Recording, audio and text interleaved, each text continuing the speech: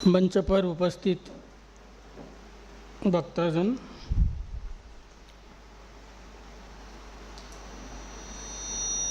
और कार्यकर्ता साथियों, बामचेप का 38वां राष्ट्रीय अधिवेशन के दूसरा दिन में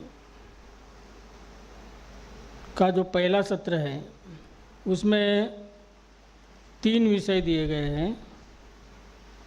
एक है रिजर्वेशन इम्प्लीमेंटेशन, दूसरा राष्ट्रीय शिक्षा नीति और तीसरा है माननीय कांशीराम साहब का अधूरा कार्य। मैं संक्षिप्त में 2 सब्जेक्ट के ऊपर मैं बात करना चाहता हूँ। तो पहला सब्जेक्ट है रिजर्वेशन इम्प्लीमेंटेशन एक्ट बनाए बगैर SC/ST वर्गों के आरक्षण के साथ हो रहे खिलवाड़ को रोकना संभव नहीं है। अभी शायद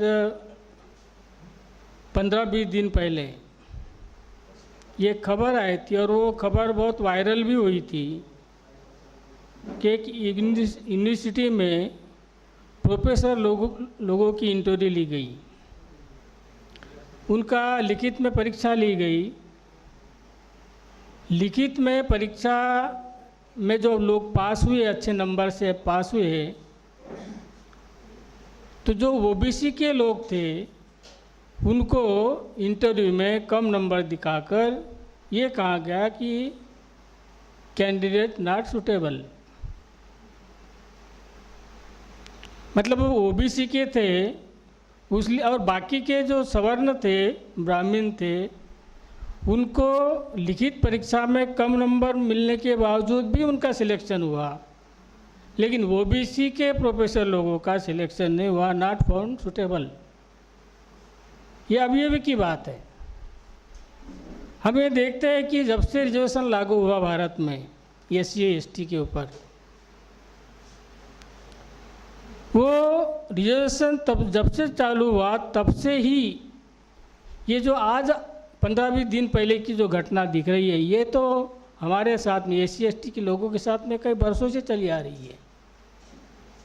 पहले IAS IPS वगैरह में UPSC के लोग लिखा करते थे कि SC का कैंडिडेट अपीयर्ड हुआ, पास हुआ, लेकिन सुटेबल नहीं है, नॉट सुटेबल। और वो सुटेबल नहीं है तो वो पोस्ट को अनरिजर्व कर देते थे और फिर कुछ दिन के बाद में उसको जनरल सीट में भरा जाता था। ये कैसे होते आ रहा है? ये क्यों होते आ रहा है? क्योंकि जो संस्थाएं हैं, जो अधिकारी है, प्रशासन है, उनके ऊपर में कोई बंदिश नहीं है कि वो इंटरव्यू हुई, उस पर परीक्षा हुई, उस पर कोई निकाल ये किया जाए और उनको पदों को भरा जाए। अगर वो भरते नहीं तो उनके ऊपर में कार्रवाई हो, ऐसा कोई है नहीं। तो ये बहुत दिनों से मांग चल रही है शेड्यूल कास्ट शेड्यूल ट्राइब के लोगों की कि रिजर्वेशन इम्प्लीमेंटेशन एक्ट बनाया जाए, लेकिन जो मांग है वो पूरी मतलब ताकत के साथ में सामने नहीं लाई गई। अभी आवश्यकता है कि ये जो अभी OBC वर्ग के साथ में ऐसा हुआ है, तो OBC लोगों को भी साथ में लेकर इस रिजर्वेशन इम्प्लीमेंटेशन एक्ट को बनाने के लिए आंदोलन करना चाहिए। लेकिन इसमें एक दूसरा पहलू भी है। दूसरा पहलू क्या है कि जैसे SC/ST के ऊपर में अन्याय अत्याचार होता था, तो सरकार ने और SC/ST कमीशन के लोगों ने भी रिकमेंडेशन किया था कि भैया होता है तो इसके ऊपर में कुछ कार्रवाई की जाए। तो उस समय 2005 में एट्रोसिटी एक्ट बना।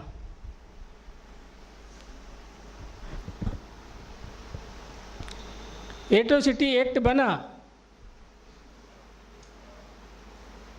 लेकिन एट्रोसिटी एक्ट बनने के बाद में भी क्या हम देखते हैं कि SC/ST के ऊपर में जो अत्याचार होते हैं, महिला के ऊपर में जो अत्याचार होते हैं, ये एट्रोसिटी एक्ट लागू होने के बाद में भी क्या अपराधियों को सज़ा दी जाती है? देखने में आया है एट्रोसिटी के संदर्भ में कि करीबन सब अत्याचार अगर होते हैं उसमें से सिर्फ 10 से 15 आरोपियों को कन्विक्शन होता है, और कन्विक्शन होने के बाद में उसमें भी कम लोगों को शिक्षा होती है, सज़ा होती है। कहाँ पर है लैकुना, कहाँ पर है? अभी 2 साल पहले सुप्रीम कोर्ट ने SC/ST एक्ट के विरोध में भी एक निर्णय दिया था, उसको लूज किया था। उसके बारे में पूरे भारत में आक्रोश निर्माण हुआ, कई लोग मरे, 11-12 लोग मरे, उसमें 13 लोग मरे थे। फिर जाकर वो संसद ने उसको जैसे थे वैसे किया। तो हम ये देखते हैं कि चाहे SC/ST एक्ट हो, चाहे रिजर्वेशन के मामले में हो, ये न्यायपालिका जो है, और पर्टिकुलरली सुप्रीम कोर्ट,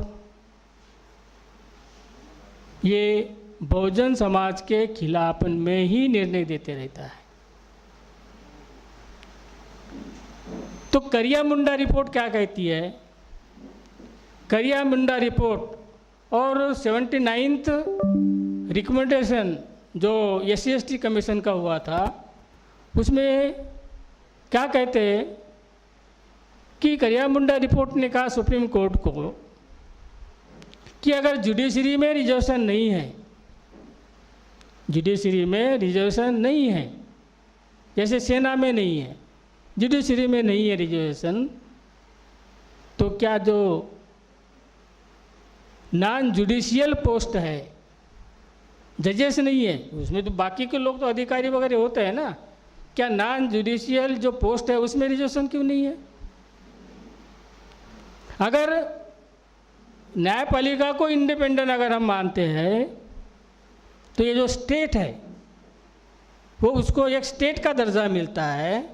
अगर स्टेट का दर्जा मिलता है, राज्य का दर्जा मिलता है, तो राज्य में राज्य को जो संवैधानिक नियम लागू है, जैसा राज्य ये SC/ST के रिजर्वेशन को भरना अनिवार्य करता है, उसी प्रकार सुप्रीम कोर्ट में भी और कोर्ट में भी रिजर्वेशन नॉन जुडिशियल पोस्ट में होना चाहिए। ये करिया मुंडा रिपोर्ट और SC/ST कमीशन के जो मेमोरेंडम गया था उसमें बात कही गई थी। लेकिन मज़े की बात यह है कि ये करिया मुंडा रिपोर्ट को तो 15-20 साल हो गए, अभी तक सुप्रीम कोर्ट में नॉन जुडिशियल पोस्ट पर रिजर्वेशन लागू नहीं किया है। कुछ हाई कोर्टों ने, जैसे बॉम्बे हाई कोर्ट है या मद्रास हाई कोर्ट में रिजर्वेशन लागू किया नॉन जुडिशियल पोस्ट पे, लेकिन बाकी किसी भी सुप्रीम कोर्ट में रिजर्वेशन लागू नहीं है। इसका मतलब क्या है? इसका मतलब यह है कि न्यायपालिका, particularly supreme court, Bahujan Samaj के खिलाफ में काम करते ऐसे दिखता है। मतलब करिया मुंडा रिपोर्ट ने कहा कि ये पूर्वग्रसित मानसिकता के लोग हैं, न्यायपालिका पूर्वग्रसित है, इन जातियों के प्रति पूर्वाग्रह रखती है। तो न्यायपालिका पूर्वाग्रह क्यों रखती है? अभी तीसरा प्रश्न आता है कि क्यों रखती है? ऐसा तो नहीं होना चाहिए। न्यायपालिका इंडिपेंडेंट है, बहुत अच्छे पढ़े लिखे हैं, न्याय वाले लोग हैं, पूर्वाग्रह क्यों है? पूर्वाग्रह इसलिए है कि न्यायपालिका में लोकतंत्र नहीं है, न्यायपालिका में राजतंत्र स्थापित हो गया है। राजतंत्र मतलब वंशवाद भी स्थापित हो गया। अभी 2 दिन पहले एक राज्यसभा के एक मेंबर ने कहा कि ये एक जज है, उसका मामा भी सुप्रीम कोर्ट का जज था, उसका चाचा भी था, उसकी मौसी भी थी, उसका ये भी था, पूरा खानदान वो सुप्रीम कोर्ट में। मतलब ये क्या परिवारवाद चल रहा है? तो परिवारवाद क्यों चल रहा है? क्योंकि वहाँ पर कॉलेजियम सिस्टम है। तो कॉलेजियम सिस्टम ने न्यायपालिका के लोकतंत्र को ध्वस्त कर दिया है। इसलिए अगर हमें सही तरीके से रिजर्वेशन इम्प्लीमेंटेशन करना है तो न्यायपालिका में जो आरक्षण विरोधी तत्व घुसे हैं उनको हटाना पड़ेगा और आने वाले समय में कॉलेजियम के खिलाफ में आंदोलन छेड़ना पड़ेगा। जो भी निर्णय आता है रिजर्वेशन के बारे में, सुप्रीम कोर्ट में जाओ, हाई कोर्ट में जाओ, वो कभी भी पॉजिटिव नहीं आता, निगेटिव ही आता है। नहीं क्या आता है। ऐसा तो नहीं होना चाहिए, होता है। ये इसलिए होता है कि कॉलेजियम सिस्टम का वो वंशवादी न्यायपालिका हो गई है। ये पहला सब्जेक्ट है। दूसरा सब्जेक्ट माननीय कांचीराम साहब का अधूरा कार्य, इसके ऊपर में भी मैं संक्षिप्त में बात करना चाहूँगा। साथियों, एक इतिहासकार ने कहा है कि इतिहास का हर एक मुकाम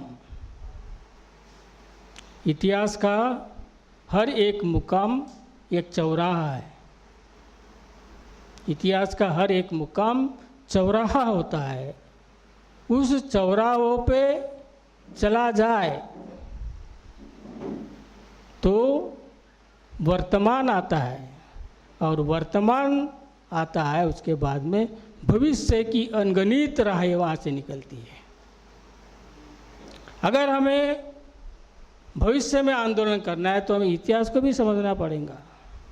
हम तो इतिहास देख रहे हैं, हम सुनते हैं, पढ़ते हैं। कौन सा इतिहास पढ़ते हैं? बाबा साहब के पहले का पुराना इतिहास पढ़ते, उस पर ये करते। लेकिन हमारे जो आंदोलन का इतिहास है, बामसेब का इतिहास है, उसको भी तो पढ़ा जाए। तो साथियों, यही पूना सिटी, इसी पूना सिटी में बामसेब का जन्म हुआ। और जन्मदाता कौन थे? मान्यवर कांचीराम साहब, मान्यवर डी.के. खापर्डे साहब और मान्यवर दीनाबाना साहब, और पुणे के कुछ कर्मचारी लोग। कर्मचारी लोगों की एक विशेषता होती है। मैं भी कर्मचारी था, अभी रिटायर हो गया हूँ। कर्मचारी लोगों की एक विशेषता होती है कि चाहे वो धीरे से काम करे, लेकिन जो कर्मचारी सामाजिक संगठनों में काम करने लगता है वो कर्मचारी, वो कार्यकर्ता बहुत ही निष्ठावान और डेडिकेटेड होता है।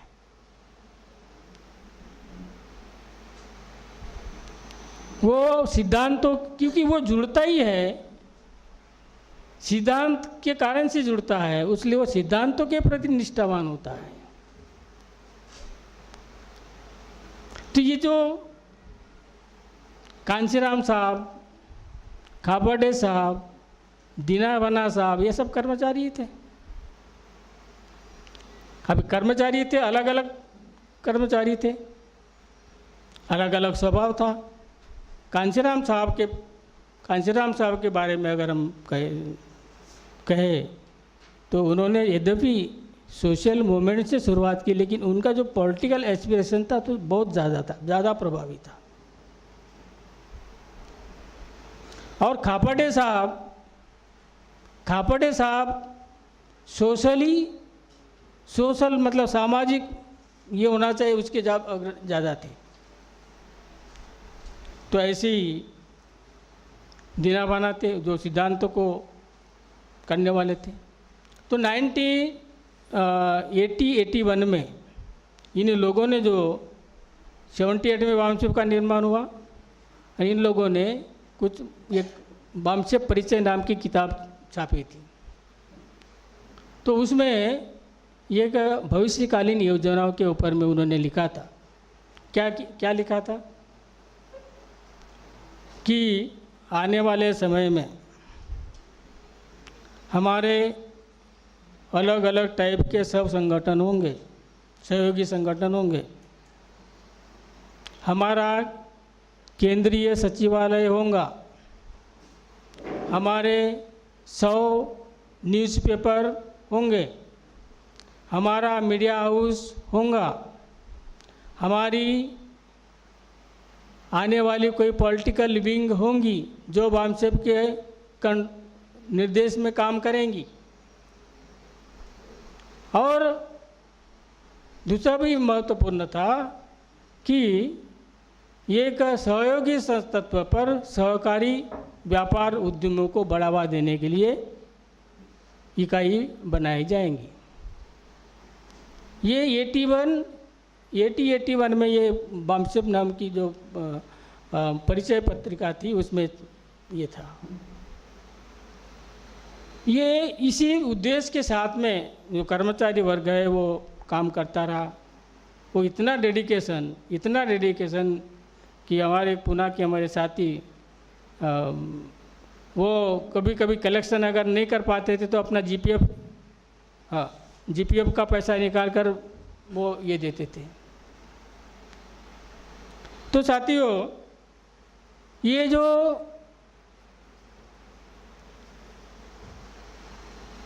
उन्होंने भविष्यकालीन ये बनाया था, लेकिन उतना नहीं हुआ। 82-83 के दरमियान कुछ कैरियर बनाने वाले लोग संगठन में शामिल हुए। अपना कैरियर जमाने के लिए उन्होंने जो कुछ लोग सीनियर लोग हैं उनके बारे में गलत सलत जानकारी भी दिया। और कांशीराम साहब को करना पड़ा कि ये डेड वुड है, ये डेड वुड है। उन लोगों को जो निष्ठावान कार्यकर्ता थे उनको कांशीराम साहब कहे उन्होंने कि ये डेड वुड है। वही डेड वुड लोगों ने 1986 में वामशिप को पुनर्जीवित किया।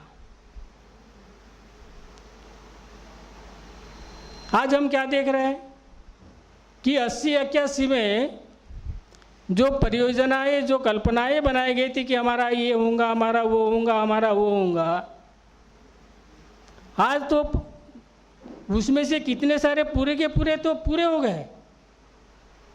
मीडिया खड़ा हो गया, केंद्रीय सचिवालय बन गया, कई सारे सहयोगी संगठन बन गए जो अच्छी तरह से काम कर रहे हैं।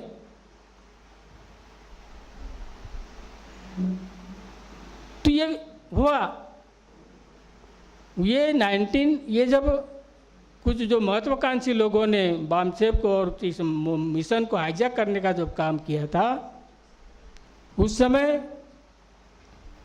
वो सब देखा कि हमने जो 80-81 में जो ये बनाया था, भविष्यकालीन योजनाएं बनाई थी, वो पूरे नहीं हो रही है। तब 1991 में या 94 में कांशीराम साहब ने बोला था कि मैंने बहुजन समाज पार्टी बनाई, लेकिन बहुजन समाज नहीं बना पाया, क्योंकि ये जो परिकल्पनाएं थी, मतलब योजनाएं थी, उसके आधार पे बहुत ये करने की योजना थी, लेकिन वो कुछ नहीं हुआ। नहीं, सिर्फ दो ही तीन संगठन ही बने थे। एक पॉलिटिकल पार्टी बनी थी और बाकी कुछ नहीं, बाकी सब हवा में बह गई थी। तो जो कांशीराम साहब ने कहा कि हमको अभी बहुजन समाज बनाने में ज़्यादा दिक्कतें आने वाली नहीं है। सबसे ज़्यादा दिक्कतें है संसाधनों की कमी। तो संसाधनों की कमी के लिए जो वामशिप संगठन ने येमेन ऑनलाइन बिजनेस एक संगठन बनाया, सहयोगी संगठन बनाया। साथियों, अब भारत के सभी साथियों से निवेदन है कि वो येमेन ऑनलाइन बिजनेस के माध्यम से आप जुड़े और अपने समाज को आर्थिकता पर सक्षम बनाने का कार्य करें। साथियों, संक्षिप्त में बोलना था, थोड़ा 2 सब्जेक्ट होने के कारण थोड़ा समय लग गया, माफ़ी चाहता हूँ। मेरी बात आपने ध्यान से सुनी, इसलिए आपका धन्यवाद। जय मल्लेवासी।